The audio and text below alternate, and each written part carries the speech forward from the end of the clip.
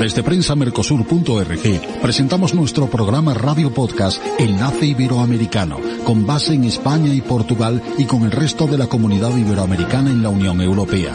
Tenderemos puentes de comunicación e integración con personas y temas de nuestro interés.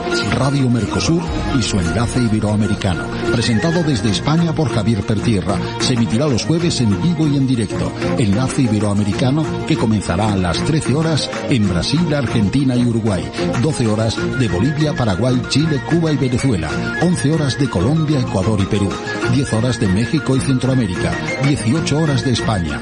Escucha Enlace Iberoamericano en la radio y podcast Mercosur de www.prensamercosur.org. Hola, hola, hola. Hoy tenemos a una personalidad para mí muy querida, un linaje que ha servido para que el mundo hispano nos acerquemos mejor al pensamiento filosófico. Sin duda un coloso y su familia, unos continuadores de la saga de don Gustavo Bueno. Soy un gran admirador de la manera que acercó el difícil mundo de la filosofía con mayúscula, a los españoles, a través de atreverse, tener el coraje de salir de esas torres marfileñas académicas que dicen algunos cursis, entre los cuales me encuentro, y torear en los ámbitos de la televisión masiva. Don Gustavo Bueno acercó su mundo filosófico, su mundo académico, a lo que él definía como filosofía mundana. Y hoy tenemos a un magnífico continuador. Hoy en Enlace Iberoamericano de Prensa y Radio Mercosur tenemos el honor y el placer, casi diríamos el privilegio, de escuchar y conversar con un filósofo de raza que archiva, organiza y envuelve digitalmente la filosofía en español, que continúa con una revista, El Basilisco, que es un ser mítico que con la mirada podía convertir piedra, o en cualquier caso su mirada de fuego.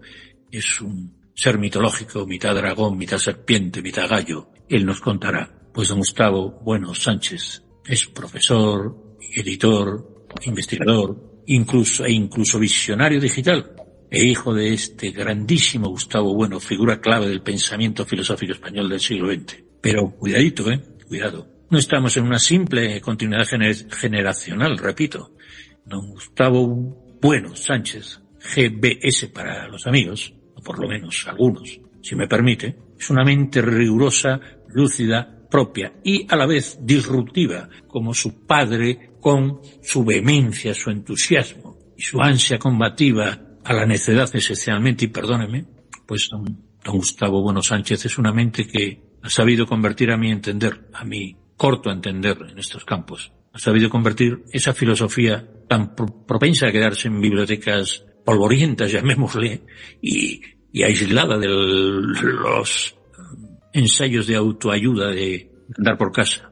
Ha sabido convertir, repito, esta biblioteca polvorienta de la filosofía hispana en un proyecto vivo, digital, global, en español, en iberoamericano también, porque sé que él comprende estos mundos que pretendemos abarcar. Obviamente, durante su cátedra en la Universidad de Oviedo, que pudo ir a Madrid muchas veces, había grandes colosos que también pudieron ir a otras universidades mayores. Pero siguiendo la estela de Feijó, el gran sabio, el padre Feijón, en su claustro, que hoy se conserva una réplica más o menos simulada en el Museo Arqueológico, pues su padre, Gustavo Bueno, siguiendo a Feijó, se quedó aquí como grandísimas personalidades, don Emilio Alarcos Llorach, que fue el que escribió una neogramática del español y Real Academia de la Lengua Española, o como mi querido padre político, suegro que dicen algunos, Carlos Conde, un gran matemático sin duda e ingeniero. Pues estoy orgulloso de que don Gustavo Bueno Sánchez, impulsor del portal Filosofía en Español, magnífico, entren ustedes, por favor, esa biblioteca digital que es Filosofía en Español, para millones de personas que consultan cada mes, México, Colombia, Argentina, incluso muchos españoles. Un verdadero acto de resistencia cultural. Yo creo que es resistencia pacífica, sí, pero muy contundente, querido don Gustavo. Frente al dominio de las modas intelectuales, muchas veces banales anglosajonas, lo tenemos a usted como portaestandarte de algo muy sólido. hoy nos acompaña para hablarnos de todo esto y también del futuro. Usted abraza desde la inteligencia artificial y tiene familias dando cátedra y educando la filosofía de la ciencia. Pues usted tiene que ayudarnos a cómo pensar en español esta nueva vanguardia filosófica que usted representa. Todos somos criticables, todos cometemos errores, pero solamente aquellos que saben del buen humor de la autocrítica, como ustedes saben, su familia ha representado. Usted es un gran irónico, sarcástico y con gran sentido del humor para analizar estos temas tan profundos. Pues un hombre como usted no solo conserva y conservará en su generación el fuego de esa filosofía hispana, sino que lo alimenta y lo comparte. Y la prueba de su generosidad y de su talento es que nos acoge como enlace iberoamericano, abrazando a la Fundación Gustavo Bueno y a Proyecto de Filosofía en Español. Perdóneme la introducción. Javier, que te estás pasando ya de alegría. Propendo al barroco, es una época muy nuestra esa también. Perdóneme, don Gustavo, yo, antes de pasar a una serie de corresponsales, como usted sabe que es el mecanismo de esto, sí, este programa, y algunas grabaciones, me atrevería a decirle cómo heredó el testigo de su padre, qué fue lo que le impulsó a arribar el ascua a esa maravillosa sardina que es la filosofía de su padre, don Gustavo Bueno, y mejorarla. ¿Qué vio usted en este mundo que le apasionó tanto?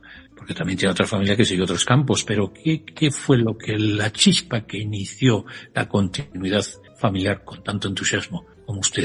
Pues seguramente la misma que determina que alguien que tenga una panadería, pues sus hijos sean panaderos, o que una familia de sagas de oculistas o de personas que trabajen la madera o lo que sea. Es decir, yo soy el mayor de 5 hermanos y me tocó, al ser el mayor, pues mis padres, que los dos eran profesores, pues me dedicaron más tiempo, y simplemente pues por el entorno en el que estábamos. Mi abuelo era médico, mis tíos eran médicos, y cuando terminé el bachillerato y me tocó decidir qué iba a estudiar, pues no sabía qué estudiar y me matriculé el primer año en medicina y en filosofía. Y luego ya pues decidí seguir por el área de filosofía, porque mi tío, Fernando, mi padrino, murió el año pasado. En estas cosas de querer acelerar los procesos me llevó con 17, 18 años al quirófano a ver operaciones muy avanzadas de neurocirugía, y le perdí totalmente el interés al asunto. Percibí aquellas prácticas de cirujanos pues como una especie de carpintería fina o de fontanería aplicada al cerebro y cosas así, y no tuve mayor interés por ello. Entonces, pero por eso fue el entorno el que me determinó, y me sigue determinando, como es natural, pero con un proceso natural, es decir, con la mayor naturalidad del mundo, sin vocación precisa o que te das cuenta porque te vas metiendo en ello, ¿eh? Y luego pues me cupo pues el hacer las funciones durante pues prácticamente casi 40 y tantos años, pues de secretario de mi padre, y mecanógrafo y documentalista y colaborador al preparar ediciones, etcétera. Te pongo el ejemplo. Cuando yo tenía 18 años, mi padre me dijo, hombre, estaría bien ser independientes desde el punto de vista editorial, no depender de otras editoriales que siempre pues tienen criterios de mercado o criterios ideológicos en aquel momento, no pueden no tener interés en publicar obras que aparentemente tengan un público más limitado, que comercialmente no sean interesantes, y entonces me dijo, ¿por qué no montas una editorial? Y entonces, pues, en una familia que éramos profesores y médicos, pues yo monté una editorial que se llama Pentalfa Ediciones y que cumple este año 51 años de antigüedad, y ahí se mantiene, y nos ha dado independencia, por ejemplo, en el sector editorial. De manera también natural, pues me convertí en coleccionista de libros, y cuando llegó Internet, pues aparte de que comenzamos a hacer las páginas que tú has mencionado, Filosofía en Español, que es filosofía.org y filosofía.net, pues estamos desde el año 96 haciendo esas páginas, y cuando fue avanzando un poco más Internet, pues nos metimos también en el comercio de libros por Internet y fuimos los fundadores en el año 99 de Iberlibro, que fue que sigue siendo la estructura principal para el mercado del libro en todos los países de lengua española, pero que pues 6 años después le compró Amazon, lo vendimos a Amazon. Mire usted, qué casualidad que en el 2008 la Amazon compra un proyecto. Usted es un gran gestor también, no solo compró el proyecto, compró la cosa funcionando.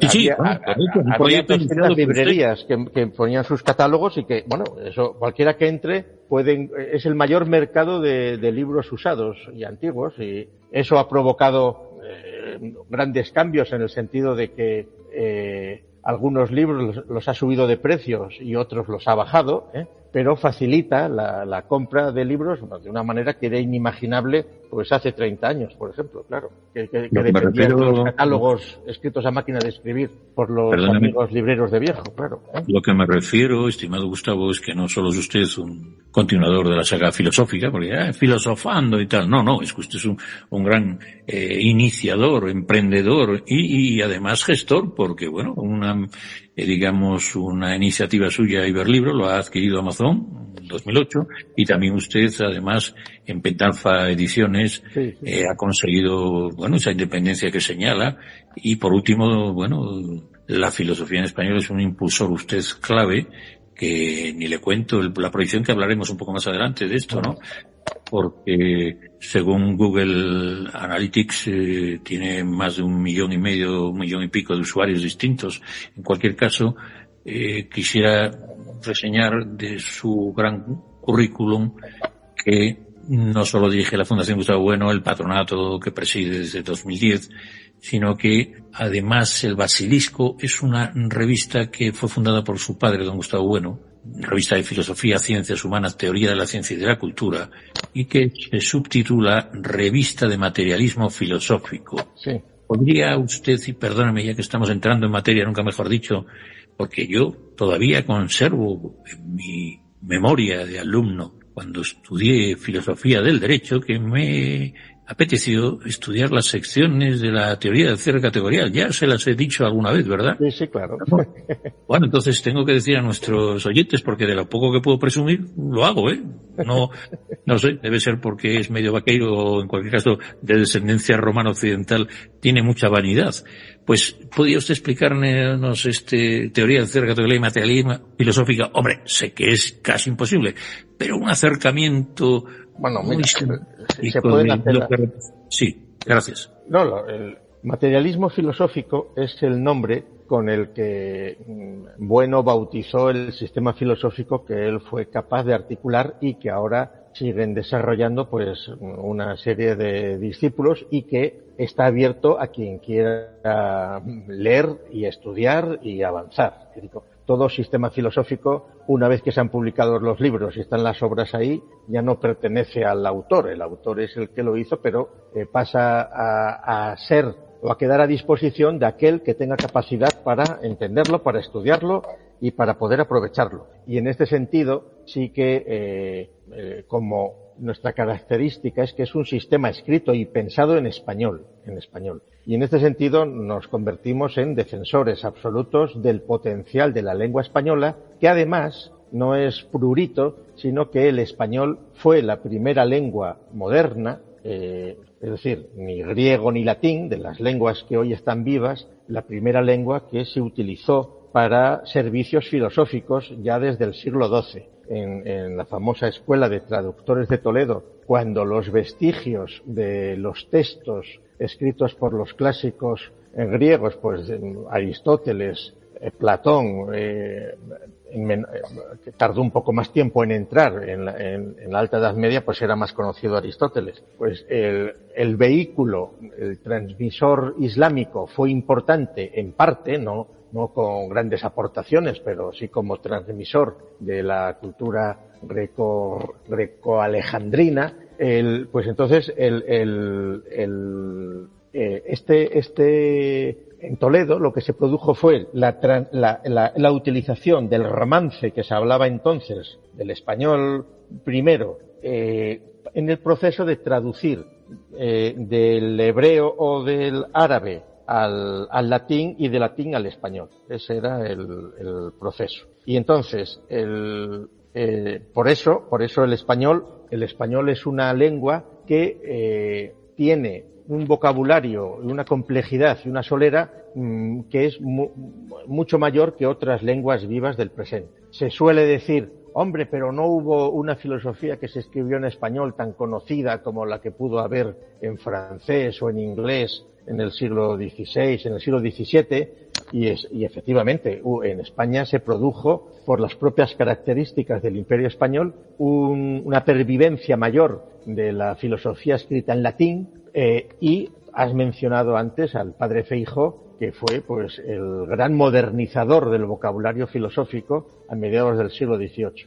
Pero de ahí a suponer, como algunos imbéciles suponen, pues que el español no es una lengua adaptada a la filosofía, que hay que pensar en alemán, eso en la época del idealismo alemán y luego de los nazis, o que hoy día, como tantos pues mercenarios repiten, pues hay que pensar en inglés, e incluso hay algunos imbéciles catedráticos de la Universidad Española que dicen que la verdadera filosofía española tendría que hacerse en inglés. Pues nada, con su pan se lo coman. Nosotros estamos en otra línea. Y volviendo a lo que me preguntas, el materialismo filosófico, ¿por qué se llama materialismo? Pues principalmente en los pocos familias de sistemas filosóficos, nosotros lo que negamos absolutamente, y esa es el principal elemento diferencial, que existan espíritus inmateriales, que existan espíritus inmateriales.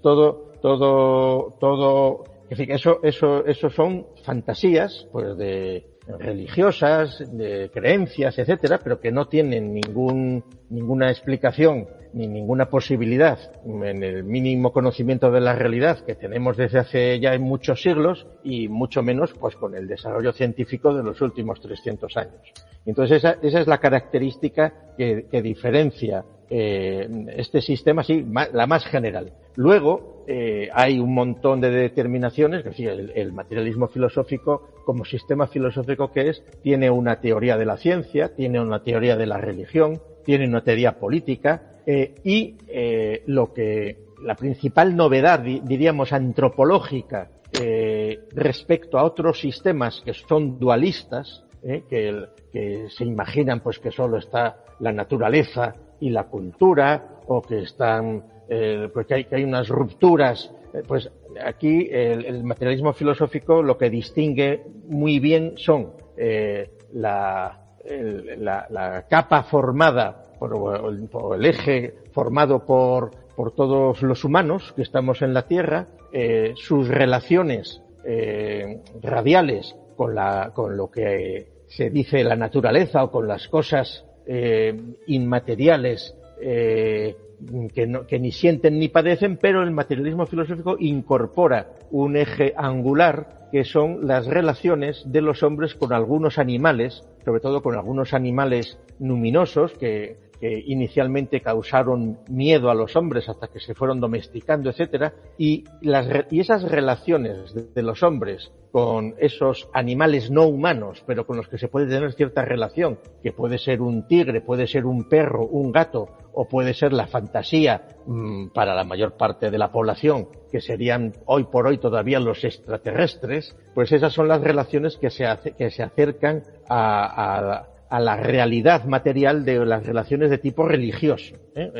La religión se reduce a este tipo de relaciones, con lo cual se entiende la verdad la verdad de las religiones basadas en esas relaciones, y que en nuestros días pues estamos asistiendo a unas vueltas a formas primitivas de religiosidad, como lo explica el hecho de que, por ejemplo, en la España del presente haya más perros y más gatos que niños, en un proceso de extinción de la población, casi hasta el despoblamiento.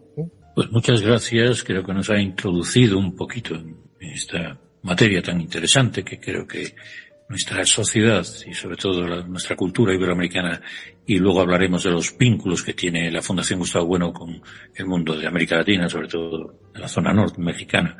Pero en cualquier caso, yo querría repasar, y perdóneme, ustedes han sido grandes escritores de libros importantes, ¿no? De obras importantes, como puede ser su padre. Yo me acuerdo de algo que para ser un filósofo había roto, pues, la barrera de la divulgación con el animal divino, que fue un ensayo sobre las categorías de las ciencias políticas, el sentido de la vida, el mito de la cultura, otro libro muy importante, España frente a Europa, sin duda un libro que marcó época, y algunos otros como Hotel Basura y Democracia. O sea, su padre, como diría alguno, entraba en el barro de la realidad, ¿no? El mito de la izquierda, la vuelta a la caverna, otros mitos. ¿Puede usted comentarnos un poco por encima, tanto de su padre como de usted, este acercamiento al mundo del ensayo divulgativo de alguna manera, si me permite? Bueno, es que no es divulgativo. O sea, divulgativo es un modo como se ven las cosas. Lo que no se puede estar es en el mundo metido pues en la famosa Torre de Marfil, o hablando del seso de los ángeles, o con discusiones histórico-metafísicas, o creyendo que la filosofía se agota en Platón, en Aristóteles, en Santo Tomás, en Marx o en Heidegger, o en Ortega. No, quiere decir que los problemas filosóficos cada vez son mayores porque la realidad cada vez es más compleja. Y entonces lo que caracterizó a mi padre y a mí también de rebote, pues fue no dejar de asistir a foros en los cuales se nos invitaba. Es decir, programas de televisión, debates. Es decir, Bueno no tuvo ningún inconveniente en debatir con adivinos y con brujas en programas de telebasura que se emitían hace 40 y 30 años en televisión.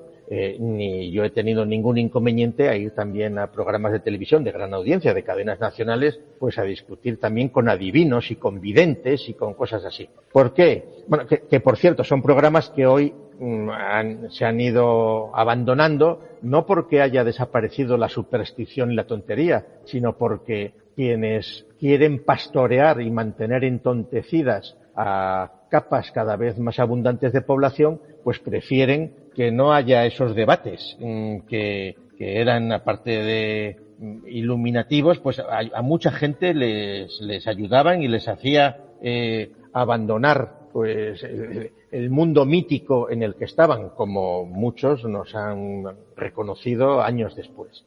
Y entonces, en este sentido, algunas élites llamadas filosóficas, que en realidad son pura impostura, puros camelos, puros especialistas en autores de hace siglos, que pueden tener un saber filológico, dosográfico, muy detallado de unos detalles, que pueden engañar a una audiencia, que pueden crear unas élites de supuestos conservadores de unos saberes imperecederos que no son tales, y lo cual se demuestra en nuestros días por la crisis absoluta en la que han entrado, pues se mantenían al margen de cuestiones de la realidad. En dos palabras, para que se entienda un poco el marco que nosotros vemos a estas cosas, la perspectiva filosófica, es decir, crítica, de intentar entender el mundo que nos rodea, ha conocido distintos momentos muy distintos en función fundamentalmente, y en nuestro tiempo, nuestro tiempo es, digamos, siglo XIX y XX y lo que va de XXI, con un desarrollo prodigioso de las ciencias, de las técnicas y de las ciencias. Pero la realidad no se agota en las explicaciones científicas, porque los científicos saben muchísimo de su especialidad, pero cuando se ponen a hablar de otras cosas, pues no tienen más recursos que un ciudadano de a pie a la hora de opinar de otro montón de cuestiones. Sí que en los tiempos en los que corren gozan de un gran prestigio, de una gran... ¿Por qué? Pues porque son los que pueden fabricar mejores armas de destrucción, pueden fabricar mejores misiles o drones mortíferos más avanzados, vacunas o venenos que pueden acabar con la humanidad si se deseara, etcétera, etcétera, etcétera. Entonces, los problemas filosóficos hoy son mayores que antes. Claro, durante siglos, desde la tradición griega, nosotros consideramos que la filosofía tiene una línea ininterrumpida vinculada a las ciencias, desde Tales, desde Platón, desde Aristóteles, que luego son unos saberes filosóficos y unos avances notabilísimos en cuestiones de filosofía política, que prácticamente seguimos con las categorías muy parecidas a las que tenían los griegos, de la oligarquía, de la democracia, de las demagogias, pues todas aquellas cosas. Pues eso, hace 2000 años, aquellas filosofías se hibridaron con las religiones monoteístas y de ahí salieron, las tres religiones principales monoteístas: judíos, cristianos y musulmanes. Los musulmanes, por su propia dialéctica interna, fueron víctimas de los fundamentalismos, como se diría siglos después, integristas, que determinaron que el desarrollo de las ciencias les quedara ajenos durante siglos, hasta que en nuestros días que se han globalizado esos conocimientos técnicos y científicos, pues pueden aprovechar para convertir, Irán en una de las potencias nucleares y armamentísticas, que unida a un integrismo islámico, pues significa una de las magnitudes, pues a tener en cuenta en los desbarajustes que pueden venir en los próximos años o décadas. Y esa situación se mantuvo más o menos con variantes, discusiones, etcétera, hasta el siglo XIX. Surge el idealismo, evidentemente la gran distinción fue todas las filosofías surgidas en los entornos protestantes después de Lutero, que son las que traen consigo todo el idealismo alemán, y que de Lutero se llega a los campos de exterminio, pasando por todas las metafísicas y los idealismos que se quieran. Mientras que en los entornos católicos, pues las preocupaciones sociales y más igualitarias y socializantes dominan, y en eso tienen su parecido también con el Islam, que tiene características parecidas, frente a los individualismos y a los suprematismos más propios de ideologías protestantes, calvinistas y de otro tipo, que incluso en nuestros días, aunque no queramos verlo, pues lleva a una globalización que está dirigida por unas élites que en el fondo son profundamente racistas, que son suprematistas desde sus perspectivas, propugnadores de la eugenesia, propugnadores de que disminuya la cantidad humana, pues todas aquellas soluciones fantásticas, pues de querer reducir el número de la población mundial a 2.000 millones de personas y no a los 8.000 que somos ahora, con todos los problemas que eso plantea, etcétera. Pero claro, el asunto de el proyecto, aquellas cosas de Lugano y Pelican y todas aquellas historias de querer reducir con epidemias como fuera a 2 millones la población. Claro, la pregunta es: ¿y quiénes son los 2 millones que se tienen que salvar, ¿no? Para vivir de una manera sostenible e idílica? Pues lo que hicieron aquellos imbéciles, porque eran unos imbéciles ideólogos, pues fue facilitar que otros grupos humanos y otras realidades humanas que entonces estaban prácticamente ignoradas, como puede ser los chinos, o subyugadas a neoimperialismos, pues ahora tanto chinos como indios se acercan más a eso, a los 1.500 millones, a esas cantidades, que el resto. Pero bueno, entonces para sintetizar, entonces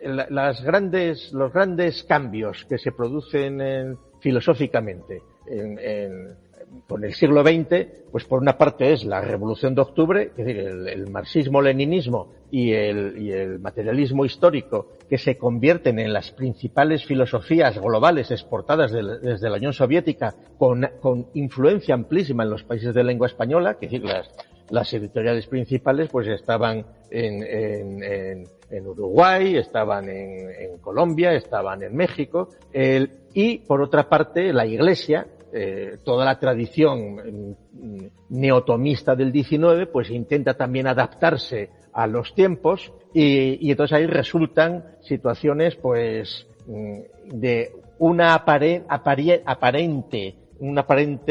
dominio, sobre todo en los países europeos y católicos como los hispanos, pues de las posiciones neoescolásticas católicas, pero que acabaron en una crisis notable con el Concilio Vaticano II y que además con los procesos de la llamada teología de la liberación, lo que supuso es, y la opción por los pobres, etcétera, pues que en el fondo se ha llegado a una situación de crisis también global, porque lo que está sucediendo ahora en los países que hablamos español es una invasión protestante liberal individualista desde el mundo anglófono, pero por otra parte unas políticas por parte de ideólogos de la liberación que reniegan de esta filosofía que yo estoy diciendo, que ellos dicen que es eurocéntrica y cosas así, y que pretenden caer en las ideologías indigenistas, queriendo volver de manera puramente ideológica y absurda,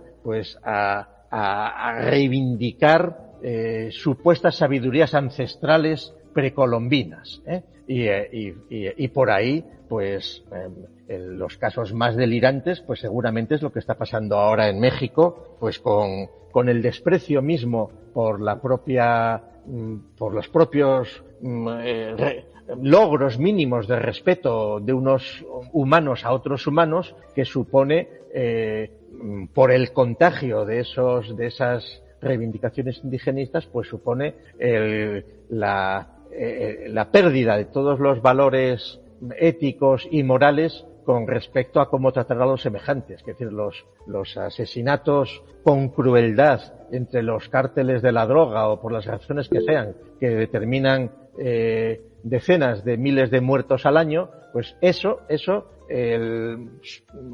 cuando las doctrinas católicas tenían más fuerza, no sucedía.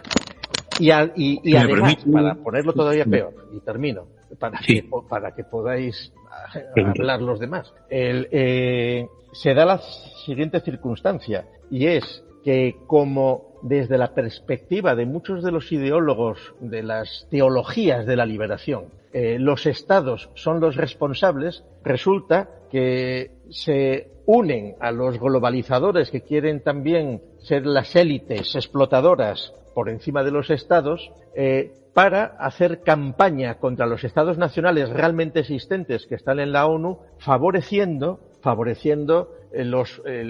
la ruptura de esas naciones por la vía de indigenismos, por la vía de lenguas que sí que no son capaces de soportar un pensamiento abstracto, científico, filosófico, por el propio estadio de su desarrollo, y entonces nos encontramos en que tanto desde posiciones dichas progresistas, supuestamente católicas, a ver el Papa Nuevo, a ver por dónde va, se está alcanzando una situación de crisis a todos los niveles, que es ante la que nos encontramos. Y entonces, ante esa situación, lo que se puede hacer es, pues lo que muchos quieren que hagan los millones de congéneres humanos que hablan español y los que no lo hablan, pues mantenerles atontados con drogas de distinto tipo, sean juegos en línea o sean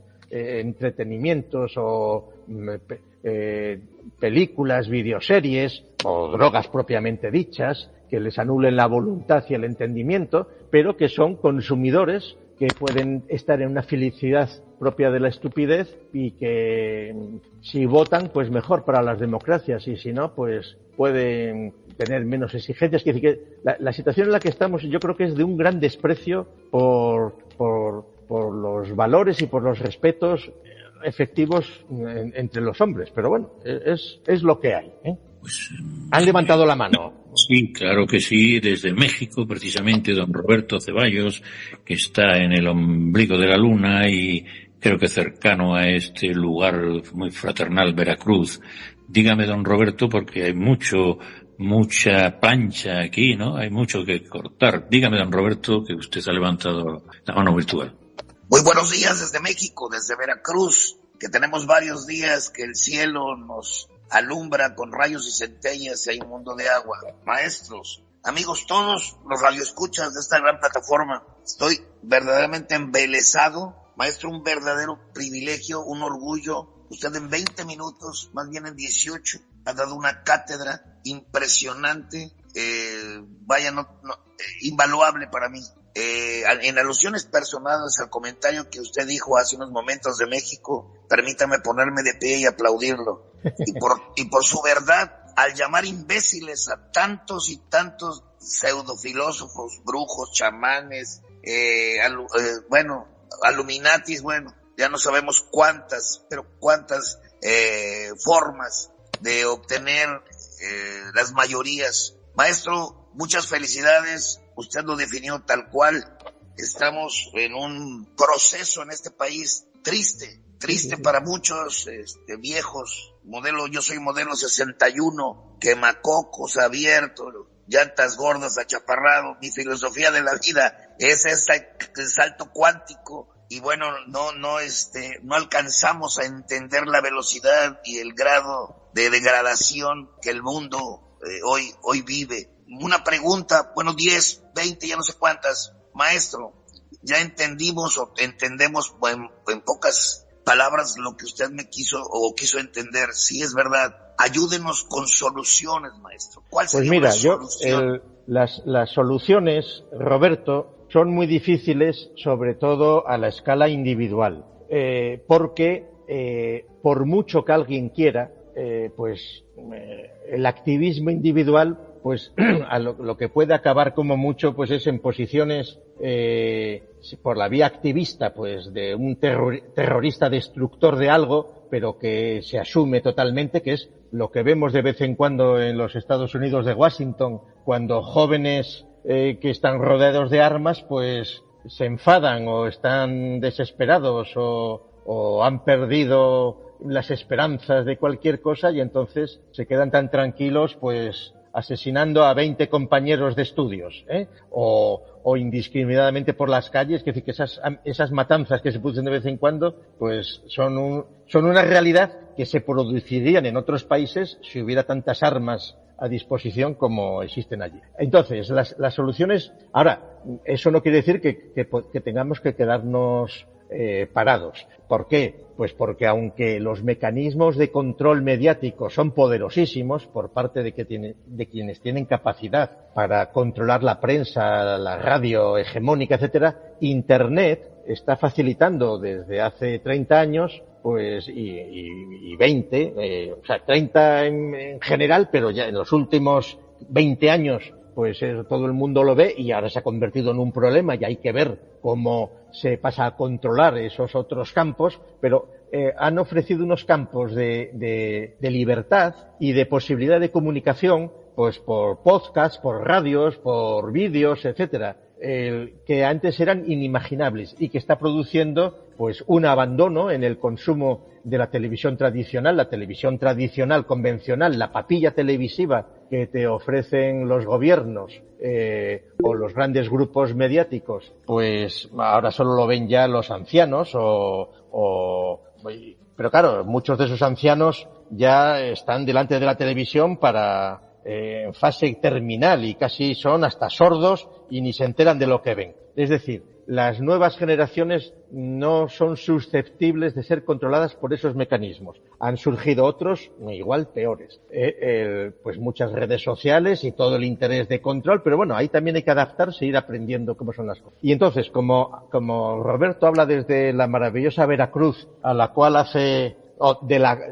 llegó y de la cual se fue hace más de 100 años mi abuelo, Gustavo Bueno Arnedillo, que fue médico antes de cuando era soltero todavía, fue médico en México hasta desde 1905 hasta 1912 o 13, estuvo unos años de médico allí, y en México nosotros hace 10 años pusimos en marcha una facultad de filosofía en León, Guanajuato, pero que no pudo superar la pandemia. Pero actualmente la Fundación Gustavo Bueno somos socios del grupo FUNIVER, que tiene universidades por toda Hispanoamérica y también África y Europa, y que en México en particular tiene la Universidad Internacional Iberoamericana en Campeche, y nosotros ofrecemos, o sea, la Fundación Gustavo Bueno, de la mano de FUNIVER, ofrecemos un producto académico que yo me atrevo a recomendar aquí y que es una maestría, como se llama en México, o máster, como se dice aquí en España y en otros sitios, teóricamente tomado del latín, pero en realidad por calco del inglés, que son más conservadores para esas cosas, pero bueno, recordemos que viene del latín. Pero bueno, maestría, como se dice en México, que se llama Maestría de Filosofía del Presente. Es una maestría que es a distancia, que se puede hacer a distancia, que puede cualquiera persona que sepa leer y escribir y que tenga ganas de aprender matricularse, que además FUNIVER ofrece becas muy importantes, cobra distinto, son cantidades muy económicas, pero que están muy adaptadas en función del país y del nivel adquisitivo del país, y ofrece muchas becas en países donde la crisis económica es más potente. FUNIVER tiene ahora universidad en México. En mayo se ha inaugurado una universidad en La Romana, en la República Dominicana, y está previsto que dentro de un año, más o menos, se abra una universidad en El Salvador. Y dentro de 2 años se supone que estará una universidad de FUNIVER como tal universidad funcionando en Buenos Aires. Y tiene aparte otra universidad en Angola. Y FUNIVER pelea mucho porque su representante institucional, su director institucional es Frigdiano, que es el campeón de la potenciación de la relación de quienes hablamos español con quienes hablan brasileño o portugués, pero bueno, portugués, que es la lengua que se habla en Angola, que se habla en Mozambique, que se habla en Portugal, pero que mayoritariamente se habla en Brasil, como es natural. Y entonces yo me atrevo a sugerir a nuestra audiencia que si quieren estudiar positivamente con textos claros, con profesores a distancia, tranquilamente a las horas que quieran desde su casa, pues pueden hacer esta maestría de filosofía del presente, donde la perspectiva pues es la web, querido profesor, bueno, la web de esa maestría, podríamos definirla mejor, la web que es de Maestría de Filosofía del Presente de Campeche. Sí, mira, eso sí, quienes nos si lo pones en Google, en la página de la Fundación Gustavo Bueno, fgbueno.es, o si ponen en Google Fundación Gustavo Bueno, les mandan ahí, pues ahí en la primera página hay un enlace que pone FUNIVER y los cursos reglados, y nosotros ahora estamos ofreciendo un experto universitario en fundamentos de filosofía, que son 28 créditos, y la maestría en filosofía del presente, que son 90 créditos, radicada en México, con REBOE de la Secretaría de Educación Superior de México, ¿no? Que también comentas que don Frigdiano Álvaro Durantes Prados es un magnífico alférez, o en cualquier caso impulsor de esto que comentamos de la educación y tu enorme vinculación. Yo querría 2 cosas. Uno, pasar la palabra a nuestro director, que es brasileiro y que está en Foz do Iguazú normalmente, aunque viaja también a otros lados, y decirle que hoy hay algo que quisiera algunos esbozos tuyos así rápidos, porque tenemos muchos corresponsales en Ecuador, en Colombia, en fin, aquí están algunos que también en Buenos Aires. Hoy es el día de San Ignacio de Loyola, ¿no? Yo quisiera rendir un homenaje a lo que supuso en el ámbito educativo, con todos sus aciertos y demás y errores, como todos, la Orden de la Compañía de Jesús. Y esencialmente hay una personalidad que yo, igual que Feijóo, es un poco un impulsor de lo que tu padre vio en esta magnífica Asturias. Feijóo, pues Francisco de Borja, que fue un continuador, Francisco de Borja, que era un hombre de alta nobleza y que incluso acompañó a la reina Isabel de Portugal cuando falleció, que era la mujer hermosa y sabia de don Francisco de Borja y Aragón, que fue incluso, en fin, marqués y grande de España y que acompañó, repito, cuando murió la mujer de Carlos I, que se casó, y por eso se unieron las Portugal y España durante casi 80 años. Bueno, pues en cualquier caso, yo creo que la orden de los jesuitas y este señor, que me parece que fue el segundo o tercer director de la orden, Francisco de Borja, quería que habláramos de la Compañía de Jesús como gran impulsora educativa como vosotros, pero con los nuevos medios y de otra manera, de la educación del mundo en español en aquel entonces. Y bueno, solo acabar con que Francisco de Borja tiene algo sensacional, que como murió aquella persona tan admirada por él, que era la mujer de Carlos I de España y V de Alemania, dijo que fue admitido también en la Compañía de Jesús porque, entre otras cosas, señaló que él, porque también se le había muerto un gran general que era un noble, que no va a servir o no va a servir, señor, que se me pueda morir. Y yo creo que señores que no se me puedan morir, pues estaba la teología, ahora está la filosofía y el ámbito que vosotros estáis expandiendo. Sí, Bien, hoy, esta festividad que recuerdas de los jesuitas son imprescindibles en sus 5 siglos dentro de poco de historia, en todo este proceso. Pero claro, si no podemos quedarnos en Borja, hay que recordar por qué razón los jesuitas fueron expulsados, no una, sino 2 y más veces de las naciones políticas, por los conflictos objetivos entre la perspectiva de los estados y las perspectivas de la Iglesia y del Vaticano. Y en el momento actual, los jesuitas, en la segunda mitad del siglo XX, pues sí, bueno, y desde mucho antes, lograron prácticamente superar a otras órdenes, como todavía en el siglo XIX los dominicos, pues estaban en competencia inmediata con los jesuitas en términos teóricos, incluso en la lucha contra la Unión Soviética, pues tan importantes fueron todavía los dominicos como los jesuitas, pero los jesuitas sí que aprovecharon mucho a raíz del Concilio Vaticano II y en buena medida, claro, la política jesuítica de mantener tanto sectores conservadores como sectores progresistas, diríamos, por hablar de alguna manera, o aliados a la teología de la liberación o más conservadores de la situación existente, pues esos juegos han llegado a una crisis en los momentos actuales en los cuales la Iglesia Católica está en una crisis feroz de vocaciones, donde prácticamente no hay ya sacerdotes ni estudiantes en los seminarios, y entonces el ejemplo probablemente de la infertilidad de estos procesos se puede analizar con el último papa anterior, con Francisco, que fue el primer jesuita que llegó a papa y que todavía está por ver cómo el Espíritu Santo resuelve, o la sabiduría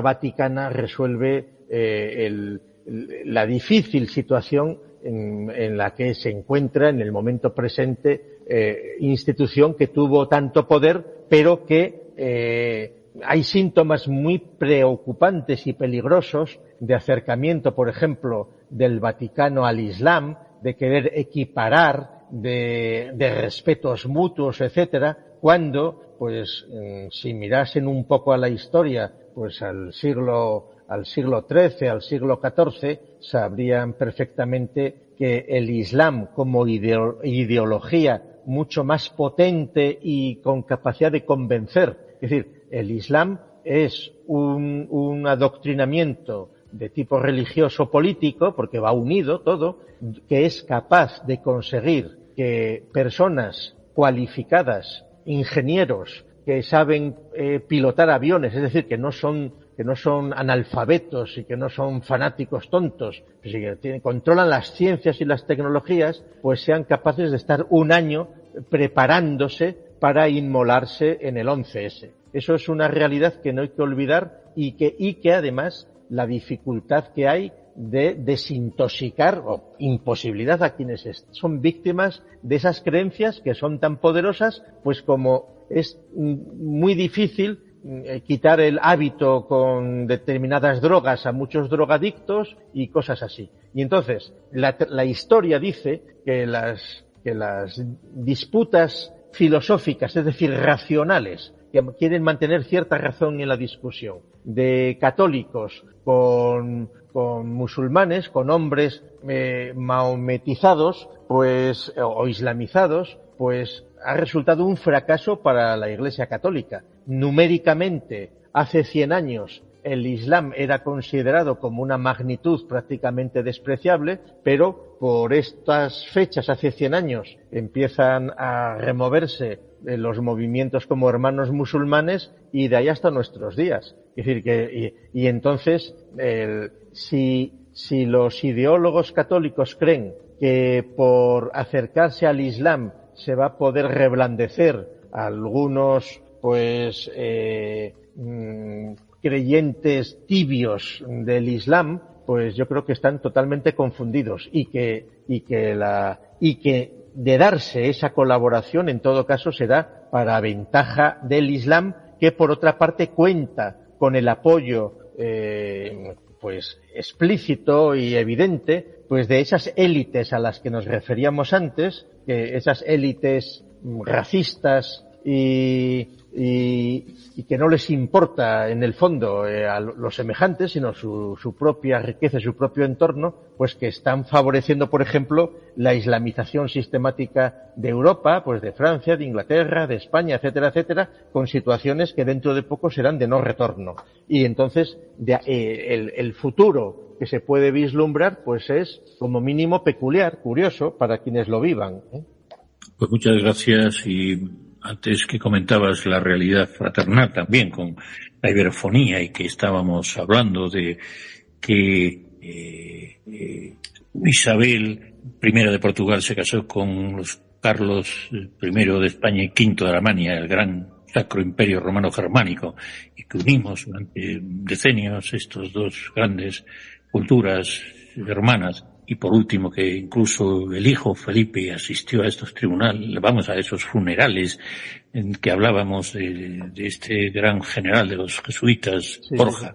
Pues se me ocurre dar el salto ahora al portuñol, y con su gran sentido del ritmo y de la comprensión, pues vamos a hablar, después de que pasemos en breve a Elizabeth, que está levantando la mano desde Colombia, y por lo tanto yo cedo esa mano virtual a doña Elizabeth desde Cali, me parece, y luego hablaremos con nuestro brasileiro y hermano, don Gilson. Dígame, doñita Elizabeth, usted que ha tenido a bien participar. Muchas gracias, estimado director. Estimado profesor, bueno, muy interesante escucharlo. Estoy de acuerdo con mi compañero Roberto. Usted nos tiene realmente embelesados con sus vastos conocimientos filosóficos. Filosofía, amor por la sabiduría. Déjeme decirle que estudié filosofía en bachillerato y en los primeros años de la universidad. Desde entonces sentí un gran interés por la madre de todas las ciencias, como decía mi profesor. Me encanta esa búsqueda constante del conocimiento y la comprensión profunda de la realidad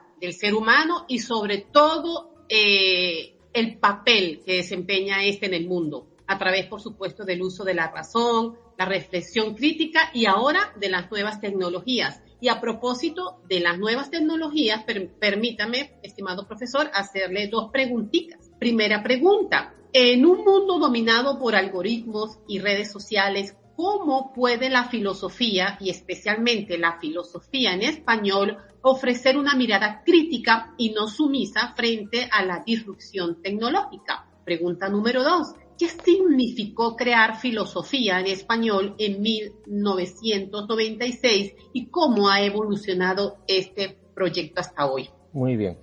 Pues efectivamente nosotros defendemos que la filosofía, que las filosofías nacionales, las llamadas filosofías nacionales, son construcciones principalmente de la Guerra Fría para intentar introducir ideologías en Cuba, en Colombia, en México, en España, particulares. Suponer que hay una identidad filosófica nacional de Chile o de Argentina o de República Dominicana. La OEA, Washington, dedicó muchos millones de dólares a financiar a profesores para escribir esas historias nacionales de la filosofía, porque este era el modo de hacer creer que los que vivían en una nación tenían su propio sentir y su propio filosofar propio, identitario, distinto del de sus vecinos. ¿Y por qué se hacía ese particularismo? Pues contra el universalismo que venía tanto desde la Iglesia Católica como desde el marxismo-leninismo, como decíamos. En este contexto, nosotros creemos que las diferencias filosóficas, que la filosofía sí que está vinculada a la lengua en la que se habla, porque los hombres pensamos en una lengua, y las lenguas se pueden traducir, pero no del todo. O sea, en español hay el verbo ser y el verbo estar, y no es que sean dos curiosidades distintas, sino que son actitudes distintas ante la vida de quienes hablan una lengua o quienes hablan, ya para poner el ejemplo límite, de quienes ven el mundo desde la perspectiva de lenguas minoritarias o muy poco habladas, muy poco desarrolladas, que en realidad pues es pura bondad decir que ven el mundo, porque profesor, ahí... Bueno, perdóname, discúlpame que me meta la pezuñita, pero don Emilio Alarcos Llorach, que era, como sabes, un gran amigo de tu padre, Gustavo Bueno, decía, este hombre que escribe una gramática española, en fin, académico importante, filólogo importantísimo en el mundo hispano hablante, decía que la lengua era la sangre del espíritu y era muy amigo de su padre de Vos. Pero... usted está hablando de eso y yo creo que me parece muy oportuno, ¿no? Claro, perfectamente. Darle la importancia que tiene en nuestro idioma. Y disculpe que haya metido... Y entonces aquí lo que sucede con la llamada inteligencia artificial, que no lo es, yo ahí invito, mira, en nuestra escuela hay un profesor que se llama Carlos M. Madrid, que tiene muchos vídeos sobre inteligencia artificial y es uno de los grandes camelos ideológicos que se están vendiendo, porque en realidad cada vez se ve mejor. Cuando alguien ahora entra en un buscador, ya no le dan una respuesta, ya te ofrecen una interpretación de lo que has dicho y ya te venden una respuesta que es... Perdón, profesor, ¿podría repetir, por favor, la dirección? Si ponéis Carlos, la dirección de nuestra página es fgbueno.es de la fundación. Filosofía.org es la dirección del proyecto Filosofía en Español. Pero si en Google ponéis, por ejemplo, Carlos Madrid, inteligencia artificial, te salen 5 o 6 vídeos de él, su libro, etcétera, etcétera. Y entonces, aquí las lenguas es importantísimo. Y el español tiene todo el futuro porque el español es la única lengua, aparte del chino, pues, universal, es el inglés, el chino y el español. Según los ingleses, los norteamericanos del Instituto Lingüístico de Verano, según ellos, hay más hispanohablantes que hablantes del inglés como lengua materna. Son cifras que habría que dudar. Las dicen seguramente para crear miedo contra la invasión, contra el crecimiento hispano, Pero bueno, eso nos da lo mismo. El asunto es que todas estas, la clave con toda esta aparente artificialidad, inteligencia, tecnologías, la clave es que lo que hay que tener es una buena fundamentación teórica de los parámetros en los que nos movemos. Y en este sentido, Elizabeth, ya que Colombia es uno de los pocos países junto con México, donde Pentalfa, nuestra editorial, que tiene más de 50 años, existe Pentalfa Colombia Ediciones, que tienen algunos libros de bueno publicados y que la dirección colombiana de esa editorial es pentalfa.co. Es decir, que en Colombia y aquí quienes vivan en la capital de Colombia, pues hay que recomendar el café Amor Patrio, que es el impulsor del café Amor Patrio en el centro de Bogotá, pues es el impulsor de Pentalfa Colombia, pentalfa.co. Qué maravilla que usted no solo es filósofo, emprendedor, iberoamericanista, hispanista, en fin, el profesor Bueno nos está poniendo por las nubes nuestro ansias de buen porvenir y por eso me atrevo a cambiar de turnos y de países a través de esta maravillosa geografía que ya ha recorrido Colombia, México y Brasil, y vamos a dar un saltito de momento al Pacífico, a la perla del Pacífico, a Guayaquil y a su maravillosa embajadora de la palabra, a doña Roma, R-O-M-N-A, Roma Moreira.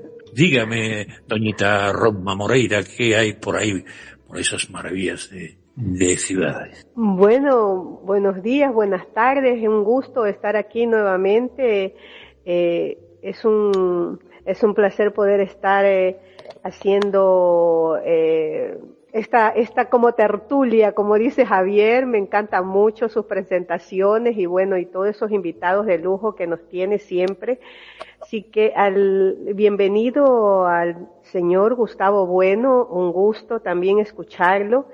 Y una de las preguntas que quiero hacerle es la siguiente. Desde la fundación y la revista, ¿se ha mantenido siempre una filosofía rigurosa, crítica y con vocación sistemática? Sí. ¿Cómo se mantiene ese rigor en una época marcada por la fragmentación del saber y el consumo rápido de ideas? Esa es mi pregunta y bienvenido. Mire, es una pregunta muy inteligente y que permite matizar algunos detalles. Muchas gracias. Probablemente la potencia de la institución, de la fundación, está en los investigadores asociados, en quienes están trabajando en el entorno de la fundación. No solo en España.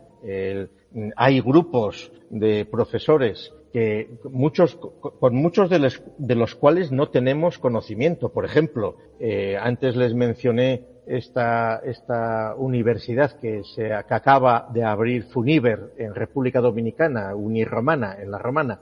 A raíz de ir a la inauguración de esa universidad en el mes de mayo, ceremonia a la que, por cierto, asistió tanto Luis Abinader, el presidente de República Dominicana, como Su Majestad el Rey Felipe VI, estuvo también presente allí en aquella inauguración, pues tuvimos ocasión de tomar contacto con la Escuela de Filosofía de la Universidad Autónoma de Santo Domingo, que es la primada de las Américas, 1538, y nos sorprendió pues que allí había un grupo de profesores que estaban totalmente al cabo de la filosofía de Bueno y que incluso pues nos han convocado a un congreso que precisamente habían organizado bajo el título Pensar en Español, que se va a producir en noviembre allí en Santo Domingo de Guzmán, en la República Dominicana. Y entonces, la potencia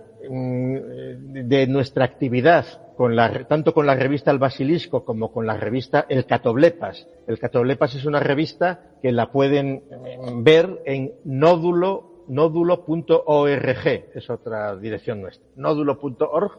El Catoblepas tiene ya también 23 años y nació como revista ya digital desde el inicio y ha mantenido, pues se mantiene con pleno vigor. Pues una de las razones es la potencia.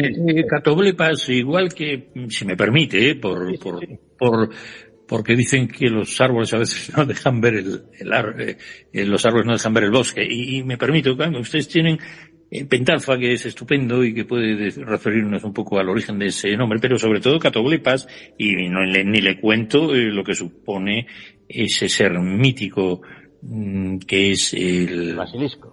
El basilisco. Bueno, el Catoblepas también es mítico. ¿Puedo explicar? Perdóname, ya lo sé. ¿Puedo explicar un poquito por qué Catoblepas? Sí, no, porque vamos a ver. Perdón. Estamos diciendo que nuestra audiencia ya sabe que es variopinta. Sí, entonces tenemos oyentes, escuchantes, audiencia, y sobre todo hay otra cosa, que cada vez nos sigue más fraternales y culturales hermanos, aunque es una redundancia, del mundo portugués. Claro.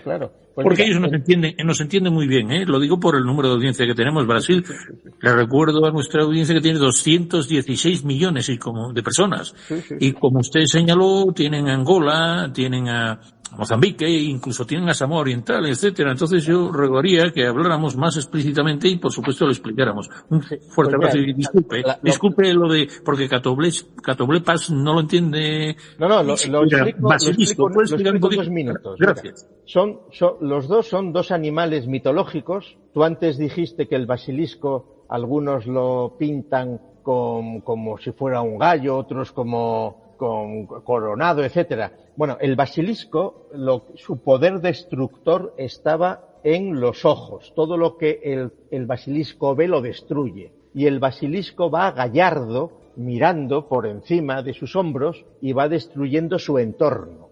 De hecho, los clásicos de la mitología griega decían que el basilisco vivía en Libia porque había provocado el desierto, los desiertos de África, el basilisco al destruirlo todo. Y al basilisco solo se le podía combatir, decían algunos, con un espejo que reflejando sus rayos, los rayos que lanzaban sus ojos, volvieran sobre él y lo destruían. Bueno, esas eran unas teorías. En cambio, el Catoblepas es otro animal que también destruye con la vista, con la mirada, pero el Catoblepas va mirando siempre hacia el suelo, no va destruyendo. O sea, el Catoblepas mata a quien le ve los ojos, mientras muere quien se cruza su mirada con el Catoblepas. Y el Catoblepas no quiere destruir al contrario, y por eso va mirando hacia abajo. Nosotros, el basilisco fue el emblema clásico desde la Edad Media de la dialéctica, por eso lo adoptamos entre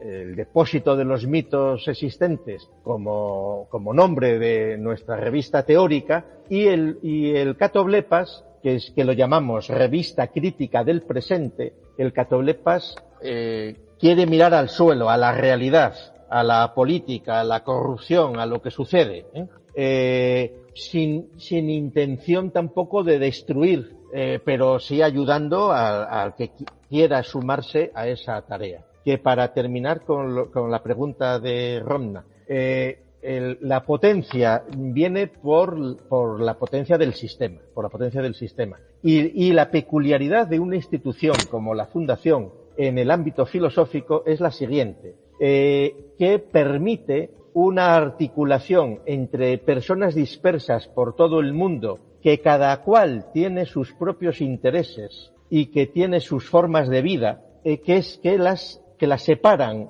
de manera importante y hasta espectacular de lo que supone en las últimas décadas las degeneraciones de las filosofías académicas de universitarios para universitarios. Es decir, donde no existe prácticamente filosofía hoy es en los departamentos de filosofía universitarios, donde existen con mayores o menores dotaciones sucesivas camadas de profesores de filosofía que hacen sus tesis doctorales, que inundan con artículos académicos que nadie lee ni ellos mismos, que muchos son dosografía, resúmenes, cuando no pura ideología barata o adoctrinamiento woke o lo que toque a las autoridades que financian esos engendros, pues la propia dinámica de las filosofías universitarias determinan los enfrentamientos, las dialécticas entre profesores, entre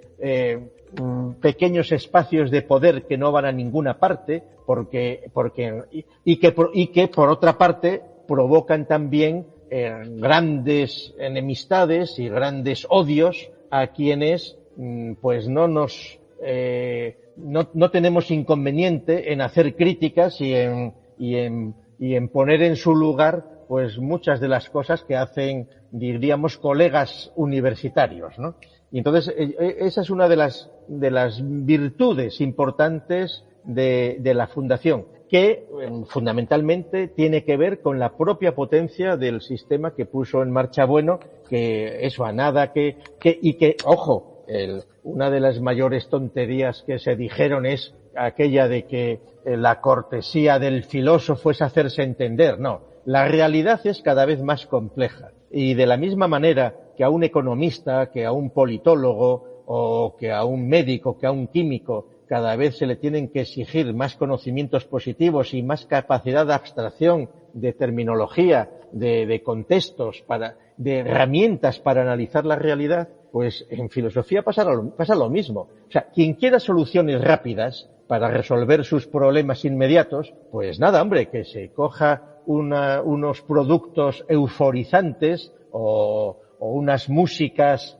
pues estimulantes o unas drogas dormitivas o estimulativas y con su pan se lo coma. Quien quiera entender el mundo en el que vivimos tendrá que hacer el esfuerzo de intentar conocer lo mejor posible cuál es la realidad que nos envuelve y tener instrumentos potentes para poder analizarlas y distinciones que no son sencillas de hacer. Antes Javier mencionaba pues en la teoría de la ciencia del materialismo filosófico, que es lo que se llama teoría del cierre categorial, pues es a base de distinguir entre distintas ciencias, lo que no son ciencias, lo que son ciencias, las ciencias con distintos niveles de cientificidad y si quieres, Javier, hacer alarde de tu memoria, pues todo tuyo, ¿eh?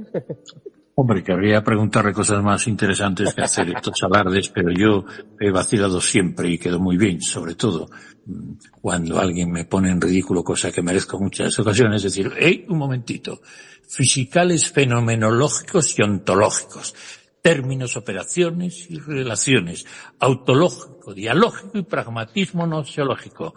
Vuelve, Moreno. En cualquier caso, intento decirle que lo importante es que tengamos a un invitado, un protagonista, que es admirable, sinceramente, porque preserva usted la memoria crítica y filosófica y su familia de lo que supone el pensamiento hispánico de este siglo más profundo. Es mi humilde opinión. Claro que me equivoco tantas veces. Nosotros estamos en lucha absoluta por la hispanidad y por el español y por el hispanismo. Yo soy presidente también de la Fundación de NAES, en defensa de la nación española, ¿eh? Sí. Y es decir, que estamos en la batalla. Su hermana, doñita Carmen, una vez me recordó que su padre decía que era como un poco, en cierto sentido, combatiente, ¿no? Como dice alguien que una acción jurídica, que es presentar ante los jueces y una demanda y tal, es un derecho con casco y en pie de guerra. Creo que ustedes están haciendo, esta metáfora no viene al uso muy bien, pero sin duda creo que están haciendo una filosofía que atraiga a las nuevas generaciones que quieren tomarse la realidad en serio, en esta era de redes sociales y de algoritmos bastante banales. Por otro lado, yo quisiera hablar muchísimo más con usted. Creo que alguna vez pues tendríamos que hablar de lo que representa todo este mundo de inteligencia artificial y tal, que va a cambiar mucho, como usted sabe. Mira, yo os recomiendo que habléis con Carlos Madrid, que estará encantado de asistir a vuestro programa, ¿eh? Bueno, pues siguiendo su recomendación, sí. tomamos nota, gracias, muchas gracias. Yo creo que todavía tenemos a gente corresponsales que quieren hablarle, pero hay alguna pregunta que se me quedan muchísimas en el tintero. Espero que con Carlos Madrid me desquite y muy agradecido por esa recomendación. Bueno, vamos a pasar, si quiere, la palabra a Gilson Carmini, que hace tiempo que, este ámbito, brasileiro, portugués, es un hermano fraternal es un primo hermano de la lengua del espíritu. Yo cada día me estoy desenvolviendo mejor en portugués porque es una lengua muy cercana, muy musical. Ellos nos entienden mejor que nosotros porque la nuestra, los fonemas y los grafemas se corresponden más, como usted bien sabe, don Gustavo. En cualquier caso, se nos escapa el tiempo, todavía tenemos 10 o 15 minutos y por lo tanto, dígame, don Gilson, si es usted tan amable, pues aprovechar que tenemos al profesor Bueno Sánchez para que recree y nos recree con sus inquietudes. ¿Cómo está, mi querido hermano? Un saludo cordial y también felicitar a nuestro querido doctor ahí, Gustavo Bueno, por esa charla maravillosa. Y antes de hacer acá la pregunta, quiero mandar un saludo y un fraternal abrazo a todo el mundo de la literatura española. Esta semana perdemos porque varios portugueses y también brasileños seguía la obra de lo que fue João Bello, un hombre fantástico que fortaleceu muchísimo la literatura española y a nivel internacional. En ese tema, yo creo que España queda en luto total por esa figura marcante en sus escritos y también en varias partes donde él aportó su conocimiento y su arte para el enriquecimiento espiritual de todo el pueblo iberoamericano. Entonces, desde la prensa Mercosur, recebo un cálido abrazo a todos, todos de la familia, amigos y principalmente a ustedes que hacen parte de ese ciclo tan importante que es la educación. Él era de Oviedo, además, él era de aquí. De Tineo era el hombre que fue de la provincia, de la provincia de Oviedo. Que fue declarado luto oficial de parte de las autoridades municipales. Entonces, así que... Tuvo muy mala suerte porque le dio un aneurisma y murió en media hora, de aorta, por 30 años. Así mismo es. Bueno, mi querido Gustavo, yo primero vamos a cobrar a Javier de Funiber tanta publicidad. Acá el director comercial de México ya gritó, oye, publicidad Funiber. Yo falei, sí, hermano, estamos ahí para cerrar con la Funiber, pero realmente nosotros hemos acompañado todas esas noticias y como usted ha dicho en el inicio del programa, nosotros vemos que dentro de lo que es la literatura día a día con la tecnología, mueren muchas cosas. Por ejemplo, la parte de televisión, mucha gente ya no ve televisión, solamente lo que es programas explícitos, sea película o documental o podcast y todo más. Y la literatura pasa el mismo, porque yo, por ejemplo, soy muy flojo para leer, pero yo en la noche bajo los libros que quiero y escucho todo a través del teléfono. ¿Cómo es ese cambio de la literatura para... ¿Cómo podríamos decir, Javier, tú que eres el intelectual de la lengua española acá, de la literatura para el oído, ¿no? O sea, tú lees de los ojos para el oído, ¿no? Entonces, ¿cómo nosotros podríamos expresar así? ¿Cómo usted ve, mi querido Gustavo? Yo que también, además de que tú haces esto por la noche, que creo que el podcast es un medio imbatible, porque permite, en estos tiempos de premura y de, como dicen algunos cursis, y yo también lo digo, que me come la vida, el tiempo que no me da la vida. En cualquier caso, el podcast permite conducir, cocinar, hacer ejercicio, pasear al perro, o muchísimas actividades que puedes tener con un audífono que ahora, en fin, permite, la lectura es un poco, inmoviliza y centraliza. En general, la vista es un poquito, entre comillas, dictadora, ¿no? Y sin embargo, el podcast, que lo puedes parar o no, y con cualquier, llamémosle, terminal puedes seguirlo, Bueno, en general, hay muchos temas que son difíciles de seguir, pues iba a decir el fútbol, los temas de imagen, pero bueno, para eso había la radio. El problema que tenía la radio es que las palabras las llevaba el viento, verba volant, ¿no? Y ahora no ocurre eso. Yo creo que este medio, estimado profesor, es imbatible porque permite esa alternancia de muchas actividades que compaginan y en cualquier caso parar no sé cuánto. Y tiene razón nuestro director, como siempre, que yo creo que es una de las personas, Gilson, más sensatas, pragmáticas y adaptativas tecnológicamente. Ha de saber que Prensa Mercosur estuvo hackeada por los rusos, ahí están ellos de testigos. ¿No es así, querido director Gilson? Y lo sabemos, ¿verdad? Claro. Eso es un problema internacional. Acá está teniendo muchos ataques, no solamente de Rusia, de varios otros países de Asia, pero dentro de todo eso es muy importante uno tener conocimiento un poco de la tecnología y estarse actualizando como hizo nuestro Gustavo Bueno. Mira solo, él fue un pionero en lo que es el lanzamiento de libros. Después se fue, mal salió la internet y lanzó, o sea, el tipo ha tenido éxito en su vida porque supo cambiar. Hay mucha gente que se recusa al cambio, que piensa que el papel aún es el único que tiene que ser un libro, y realmente no es así. Entonces hay épocas que tenemos, para tener éxito, tenemos que hacer ese cambio y tener el espíritu para que pueda pasar eso. Entonces, esa es la pregunta que tenía mi querido Gustavo. ¿Cómo podemos ver eso? Porque literatura ya poco existe, ¿no? Pero la gente sigue escuchando los libros, ¿no? ¿Cómo se ve eso? Yo creo que hay una diferencia muy grande entre leer y escuchar, porque al leer se fijan mucho mejor los conceptos.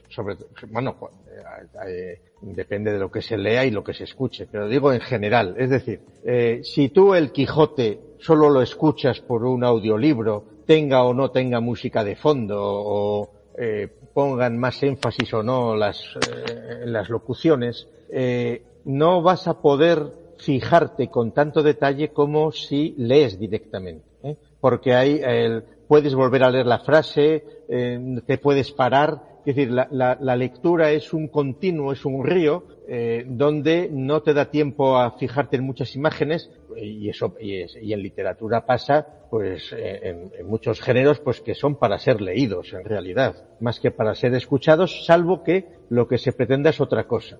Y entonces, el abandono del hábito de la lectura, la dificultad que muchos jóvenes tienen para leer, que ya ni se lee, bueno, y por supuesto ni se escribe, ya con un lapicero o con un bolígrafo o con una pluma prácticamente nadie escribe, ahora son solo con los pulgares y en el mejor de los casos con 8 o 10 dedos, ¿no?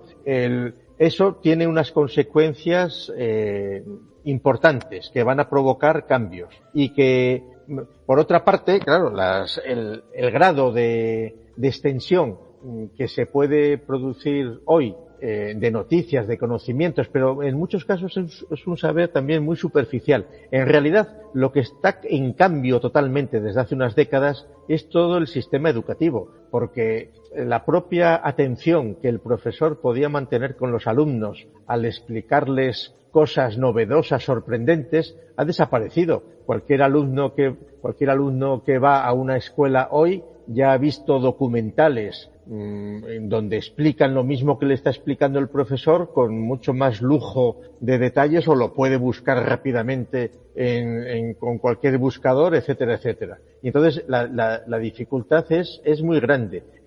Y la paradoja es que el grado de alargamiento, o sea, la cantidad de años que se está dedicando a la formación básica y primera es cada vez mayor, lo cual es ridículo. Es decir, pues en el siglo XIX, don Marcelino Méndez Pelayo, con 19 años, era licenciado. Claro, evidentemente no tenía que saber nada de fútbol, ni de Fórmula 1, ni de cantantes, ni de concursos. hoy hay que saber mucho más, pero tampoco nadie puede pretender hoy estar al día de todo. Y se ha perdido, y entonces lo peor seguramente aún es si se podrá mantener ese umbral de lectores, de escuchantes cualificados, que no sean meros monos de repetición de las doctrinas que se están propugnando, y que además, aunque haya posibilidades como la que estamos teniendo ahora de estar hablando de estas cosas sin ningún problema, pues en los últimos meses se está notando mucho, por ejemplo, en YouTube, una voluntad por parte del administrador de ofrecer sobre todo programas de actualidad, más que otro tipo de contenidos. Porque seguramente el público ávido de noticias, con los acontecimientos que están sucediendo últimamente, pues qué sé yo, con lo de Ucrania o lo de Birmania o lo de Irán o lo que sea, que hay un montón de miles de seguidores, y en el ámbito hispanoamericano muchísimo, pues cada vez más polarizados en unas posiciones o en otras, y entonces probablemente a medio plazo quizá se acabe llegando a situaciones más parecidas a las de hace siglos, donde había unas pequeñas élites que controlaban pues las ciencias, la literatura, la filosofía, que sabían leer, que podían tener libros. Hoy día, dicho de otra manera, hoy día la lectura, el saber leer con parámetros de la UNESCO, pues es prácticamente universal en todos los sitios, pero no se lee. Y muchas veces, si se lee algo que sea serio, no se entiende, no lo entiende el lector. Y entonces el grado de vulgarización cada vez es mayor, y esto trae consecuencias cuando por virtud de la democracia y por virtud de la facilidad de domesticación de los votantes, pues se están produciendo situaciones sorprendentes donde están cambiando radicalmente pues los engaños con los que nos veníamos conformando, y estamos ahora en una situación pues novedosa. Es decir, parecía que la ideología decía que con la caída de la Unión Soviética se había alcanzado la libertad y la democracia, y no es así. Es decir, que la realidad es que hay la realidad china, la realidad de la India, la realidad de los países asiáticos, y los residuos de unas élites europeas de capitalistas podridos y de mercenarios baratos, y Estados Unidos queriendo ver cómo salva los muebles, y el gran continente, el gran potencial que es Hispanoamérica y los países que hablamos español, pues víctimas de la fragmentación inducida por nuestros enemigos de siempre.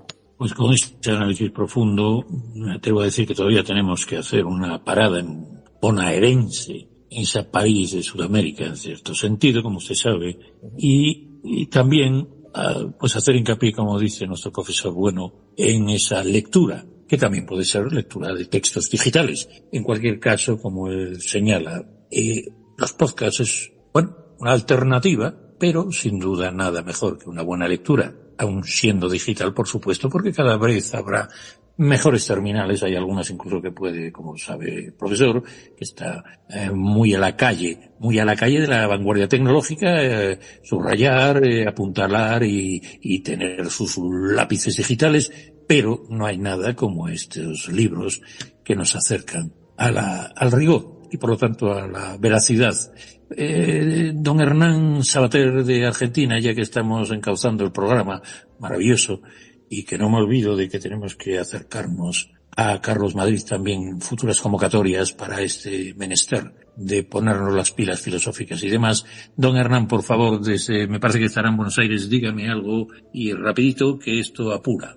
Muy buenas tardes, profesor. Le mando un afectuoso saludo desde Buenos Aires. La pregunta que quería hacerle es la siguiente. ¿Qué papel juega la Fundación Gustavo Bueno en la difusión y la preservación del pensamiento filosófico hispano? Bueno, pues ya ve. Pues mira, tenía otra, pero dígame, don Gustavo.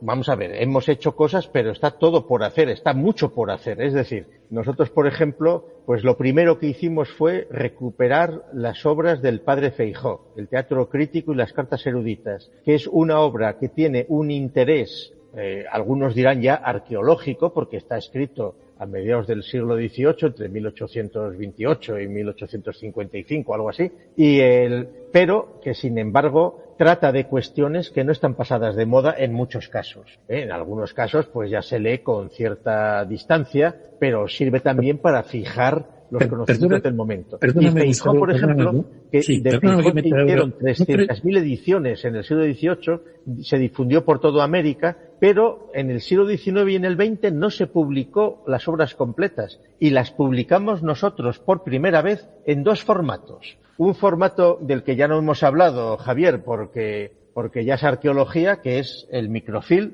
Nosotros, Pentalfa fue la primera editorial comercial en España que publicábamos libros en microficha. Fíjate qué risa. Claro, cuando no existía ni Internet ni los CDs. Y cuando el microfilm era el soporte más económico para poder difundir, por ejemplo, las obras del padre Feijóo, en un sobre enviabas en microfilm, en microfichas, enviabas en un sobre las obras completas a un corresponsal de donde fuera. Entonces, el microfilm ya murió, se lo comieron primero los CDs.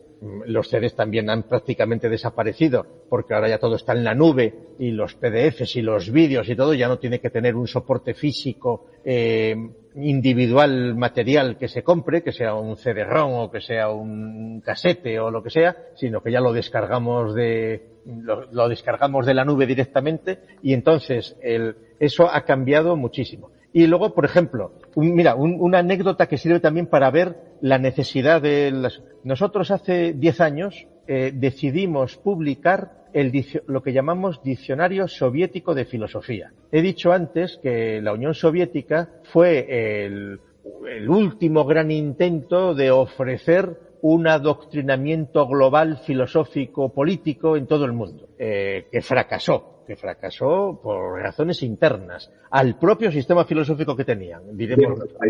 Y entonces, los rusos publicaban sus diccionarios de filosofía, los traducían en español y se difundían por toda Hispanoamérica. Y hace 10 años nosotros lo que hicimos fue publicar todos los diccionarios en un diccionario soviético de filosofía. Pero lo hacíamos ya como algo arqueológico, como eran, textos ya del pretérito. Nuestra sorpresa fue que donde más se leen y se siguen leyendo, pues con 1 millón de visitas al día en esas páginas, es desde México. ¿Por qué? Pues porque probablemente muchos de los profesores que siguen teniendo docencia de filosofía en México se mantienen inmersos en esas categorías. Que, ojo, aunque desde un punto de vista filosófico estén ya, digamos, superadas, ¿no? Quiere decir que son sujetas a crítica y que se refieren a un mundo que ha cambiado, pues sin embargo están muy por encima pues de los cuentos que pueden contar pues aquellos chamanes que bendijeron con humo a Andrés Manuel en la vergonzosa ceremonia paralela de reconocerle la presidencia de México, a la cual pues los de la 4T parece que le dieron más importancia que pura demagogia folclórica, pero ahí se pagan las consecuencias después. Y en este sentido, sí que tenemos, en filosofía en español tenemos muchas lagunas de muchos autores hispanoamericanos y es un proyecto abierto. Esos oyentes que nos estén escuchando, que quieran colaborar, etcétera, que se pongan en contacto con nosotros, que encontraremos mecanismos para facilitar que se incorporen a un proyecto que es gratuito y que está abierto y que se invita a colaborar y a participar a todo el mundo. Pues siempre dentro del rigor que caracteriza a la factoría, bueno, porque sois, parece ser de origen aristotélico, tomista, por tanto riguroso, ¿no es así? Claro. También cercano, porque tu difunto padre y tu aureado, y laureado, digo aureo, pero lo del oro, ¿no? La medalla está, que se la dieron, bastante tarde, para sus merecimientos. Digo que ese rigor que siempre tenéis, pues me atrevería para nuestros oyentes, de antes de despedirnos, y que esta conversa que dicen por allá, o esta entrevista, o esta tertulia que dice nuestro amigo Roberto, para mí ha sido más una brújula que un programa, una brújula de sabiduría, sinceramente, y de acercamiento, y de... Tu padre era vehemente y como dice el otro, cantaba a las 40, porque mientras muchos guardan silencio ante el ruido y las distorsiones de estas épocas, vosotros compartís la seriedad y el rigor de eso que llamáis filosofía académica y seria. Y que eso es, como decía alguien, para el que la trabaja. Y dices que hay muchos cursos para el que quiera esforzarse un poquito, porque está muy bien.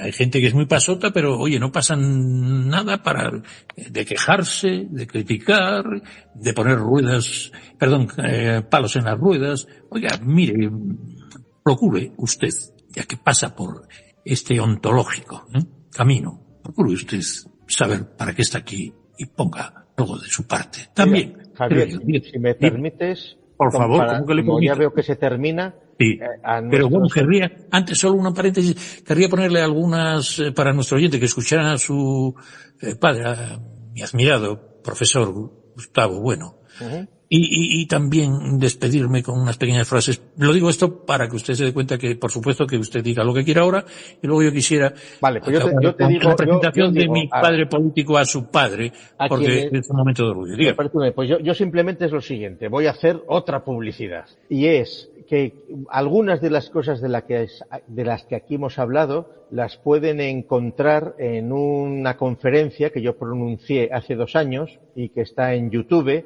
y que se llama La invención de Abya Yala. Abya Yala, como sabrán la mayor parte de los que nos escuchan, es el nombre supuesto con el que quieren rebautizar a América. Y entonces yo di una conferencia hace 2 años que está en YouTube, que se llama La invención de Abya Yala, así la encuentran fácilmente en YouTube, y que pero ahora la estoy viendo así. Había sin H, ¿no? Quiero decir... Sí, había A-B-Y-A. Abya Yala. ¿Qué significa esa locura? Bueno, pues eso, escucha la conferencia. Ahí lo pone. Bueno, me gusta el suspense. Gustavo Bueno Sánchez, la invención de Abya Yala. Y que además el público le ha gustado, porque si hacemos caso a las audiencias, es un vídeo que lleva 714.000 visualizaciones, pero que puede interesar, vamos, que lo ha visto mucha gente. Por cierto, que el otro día no quisiera pasar por alto de esto, parece ser que hay gente que se implica mucho en esto de llamar un genocidio a algunas cuestiones, ¿no? Y yo diría que un enorme porcentaje de las personas y personalidades que hablan de eso sin duda tienen sangre, y sus ancestros y sus antepasados fueron los que ellos acusan probablemente de genocidio, no otros que no estuvimos en esa época, ni genética, ni biológica, ni culturalmente por allá. Entonces esta especie de esquizofrenia cultural no beneficia para nada, y cuando hablan de genocidio hay 2 cosas. O usted es purito pueblo originario y por lo tanto seguro que colaboró enormemente con estos que ustedes llaman genocidas, y si tiene mezcla, pues no solo colaboró, sino que fue partícipe genético. Por lo tanto, les rogaría que no escupieran tanto a sus ancestros y que respetaran la trascendencia de señores que, por supuesto, es muy difícil juzgar desde esta época. También les recuerdo que llevan tropecientos años jugando a esta... Ni siquiera llega Leyenda Negra, creo que es estupidez. Pero mira, Javier, no hay que preocuparse tanto por... Mira, ¿sabes? Todos los negrolegendarios y los enemigos de la hispanidad, ¿sabes? Que viven en los países hispanos, su mayor desgracia, ¿sabes cuál es? Que piensan y que hablan en español, necesariamente. Entonces tiene que ser terrible ser pesimista negrolegendario, tener una conciencia desventurada y desgraciada, y encima saber que piensas y que hablas en español, que no es un idioma impuesto por Castilla, no. Y es el que te ha conformado como persona y es el con el que estás revestido. De hecho, corríjame usted, para estar en el mundo. Y si no fuera el español sería el inglés. Corríjame usted, pero perdóneme, la segunda gramática que se hizo antes de la inglesa, la alemana o la francesa, creo que fue al náhuatl, creo que hubo gramáticas previas que hicieron... La primera gramática de la lengua moderna es la de Nebrija, 1492. Y antes de que existiera gramática del inglés y del francés, existía del náhuatl, existía del quichua, existían todas las gramáticas que hicieron los misioneros españoles en el siglo XIX. O sea que tenían una intención y que lo permitía, obviamente, los virreinatos, muy genocida, ni siquiera con la cultura, pero fue después de la independencia donde creo que hubo un poquito más de exigencia lingüística. Solo querría decir esto. Para despedir, si quiere usted después de escuchar un poco las voces... yo ya lo doy por despedido, No, Javier. Vale, bien, pues nada, mire, yo querría hablar de estas cuestiones y de que, sobre todo, su padre y mi padre político, dos grandes, a mi entender, maestros y admiradores, pues dijeran algo para cerrar el programa, si me permite usar estas voces. Pues mire, vamos a ver. Yo tengo la libertad de un pájaro, precisamente el pájaro no tiene libertad ninguna. Claro, eso mejor, un pájaro no tiene ninguna libertad. Tiene lo que se llama libertad pero no libertad para, ¿no? Yo recuerdo cuando la transición, por los pasillos de la facultad, se oían, pues, cánticos arrolladores que decían libertad, libertad, y yo salía a la puerta, pero libertad, pero ¿qué piden ustedes? Libertad de un pájaro, decía alguno, como un pájaro, digo, pues venga, y que sea volar, ¿verdad? Todos somos sabios. También. Los que saben de sabores. Todo el mundo entiende de sabores.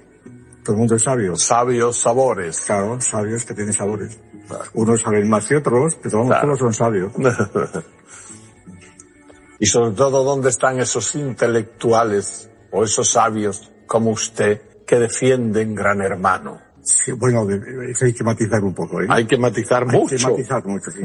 Gran Hermano cambió totalmente de la primera y segunda edición a las posteriores. Eso fue un cambio, una metamorfosis total. Es decir, desde que aquello era un experimento, no un experimento, era una situación pues espontánea, directa, donde los que entraban no sabían lo que hacían, no sabían quiénes les miraban. Hasta poco después, que ya lo sabían todo, se hicieron profesionales y sabían latín, claro, entonces ya... Bueno, pues vamos a cerrar. El fin de la guerra es llegar a un estado, pues eso de el filiasmo, ¿verdad? Es el estado final de la humanidad, donde todos nos abrazamos, que muchas veces lo he dicho, es la novena sinfonía de la Unión Europea. Todos los europeos y el pueblo de los hombres diciendo abrazaos millones, ¿verdad? Cantando el himno de la novena sinfonía cuando lo tocan de vez en cuando Bosnia y demás tocaron, y lo siguen tocando en Europa. Todos abrazados millones, todos abrazados en paz y en... Son conceptos míticos, mitológicos, infantiles, pero que sin embargo tienen esa fuerza tremenda ideológica. Entonces, ¿qué es la paz? La paz es el orden. Eso lo dice San Agustín y todos, que la paz es el orden. ¿Pero qué es el orden? El orden es el vencedor. La cosa es elemental, pues es sumamente elemental. El fin de la guerra es la paz. Y yo quisiera, querida audiencia, queridos oyentes, queridos escuchantes, perdonarme, para mí es muy importante este programa, es un privilegio, que en un mundo donde las verdades parecen durar lo que un reel que dicen, ¿sabes? El reel estas cosas que te cuentan y cambian segundos. Parece que pueden guiarle en pocos minutos, pues escucharte a ti, querido amigo Gustavo, profesor Bueno. Es como abrir una puerta blindada al conocimiento con cerradura de las de verdad, de estas antiguas, pero conectada a su vez con fibra óptica, porque tú reúnes vas de Feijóo a la pentalfa maravillosa y a las digitalizaciones filosóficas. Es una invitación a pensar de verdad en español. Desde el Enlace Iberoamericano, que seguimos apostando por esto que llamamos iberofonía crítica, creadora, con pasado, sin complejos y con futuro, con ganas y con garra, le damos muchas gracias a voces que, como la tuya, no son algoritmos sin almas, no son huecas ideas, son pensamiento, criterio y también comunidad y sensatez. No sabes lo que agradezco que nos acompañes. Y ya saben, pasen, piensen, lean, pregunten. Y si pueden, visiten mucho más e incorporen lo que nos ha aconsejado nuestro sabio profesor, que incluso critica su propio academicismo. Filosofía.org es un buen camino, porque la filosofía, lejos de estar muerta en manos de los buenos, de la familia buena en español, estaba esperando que la buscáramos en nuestro propio idioma. Y aquí está, señores. Yo ahora me despido de ustedes con una sentimental y vanidosa postura. Mi querido padre político, mi suegro, al cual lo vi hacer cálculos de cuando una partícula subatómica, llamada vector de estado matemático, se estrella contra un campo electromagnético, las curvaturas que resultan matemáticamente de ese choque. Este señor, don Carlos Conde, era un gran admirador de don Gustavo Bueno. También conocí mucho a don Emilio Alarcos. En homenaje a estos señores, yo quisiera rápidamente, en un minuto, cerrar el programa con las frases que le dedicó en la presentación. Le estoy acortando el final de don Carlos Conde, matemático, ingeniero de minas, a don Gustavo Bueno, cumbre de la filosofía y de la sistemática filosófica hispana, cuando hablaba de un libro y una conferencia que se titulaba España como nación. Adelante, querido padre político.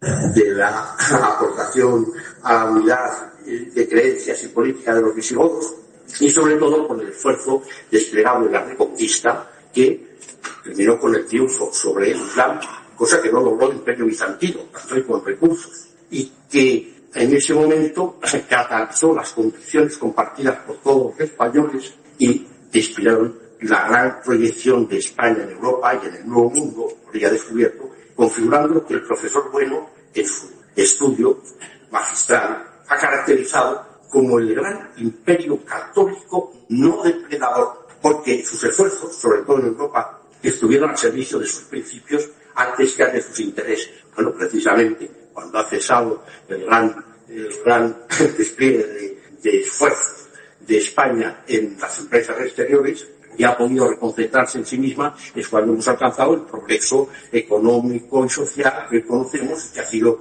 desarrollado en este siglo. La emancipación de los territorios ultramarinos conservó en ellos la cultura y en especial las creencias y la lengua comunes, y constituyó, junto con la propia España, la comunidad hispánica que contribuye con grandísimo peso junto a anglosajona a conformar el mundo occidental. El propio presidente Mitterrand, por ocasión de unas conmemoraciones sobre Carlomagno, hablaba con envidia de la cultura española. Finalmente, tiene mayor interés destacar que la actividad del profesor Bueno ha sido inseparable del cultivo de la lengua española, porque reconoce en ella su extraordinaria capacidad para la expresión filosófica, difícilmente igualada por ninguna otra de las lenguas modernas. Yo creo que es, como él bien dice, la primera. Y nos ha recordado que ya desde las primeras formas, romances, fue vehículo intermedio para la versión de obras griegas y árabes al latín, entonces lengua franca de la cultura occidental, en la escuela de traductoras de Toledo, no solo de ámbito filosófico, sino de todo tipo, por ejemplo, matemático. Yo recuerdo una de las primeras gramáticas, una de las primeras aritméticas que utilizaba el cero, que había sido tan conflictivo en el medievo, porque claro, el cero representaba el no ser frente al ser que representaban los números enteros, y que está escrita por Joan Hispano, se conserva en París, la sección de manuscritos de la venerable biblioteca que hay en... Nos vamos despidiendo, querida audiencia. Hasta pronto, hasta luego, Vicente. Las últimas palabras y hasta pronto cuando yo cierre. Gracias, querido invitado, profesor Bueno. Gracias, Gustavo Bueno. Viva Radio Mercosur. Continuó creciendo en su actitud para recoger Desde prensamercosur.org presentamos nuestro programa Radio Podcast Enlace Iberoamericano, con base en España y Portugal y con el resto de la comunidad iberoamericana en la Unión Europea. Tendremos puentes de comunicación e integración con personas y temas de nuestro interés. Radio Mercosur y su Enlace Iberoamericano, presentado desde España por Javier Pertierra, se emitirá los jueves en vivo y en directo. Enlace Iberoamericano, que comenzará a las 13 horas en Brasil, Argentina y Uruguay, 12 horas de Bolivia, Paraguay, Chile, Cuba y Venezuela, 11 horas de Colombia, Ecuador y Perú, 10 horas de México y Centroamérica, 18 horas de España. Escucha Enlace Iberoamericano en la radio y podcast Mercosur de www.prensamercosur.org. México, Colombia, Argentina, España, Chile, Perú, Venezuela, Ecuador, Estados Unidos, Guatemala, República Dominicana, Bolivia, Costa Rica, Uruguay, Puerto Rico, Nicaragua, Panamá. Más de 87 países nos siguen cada día.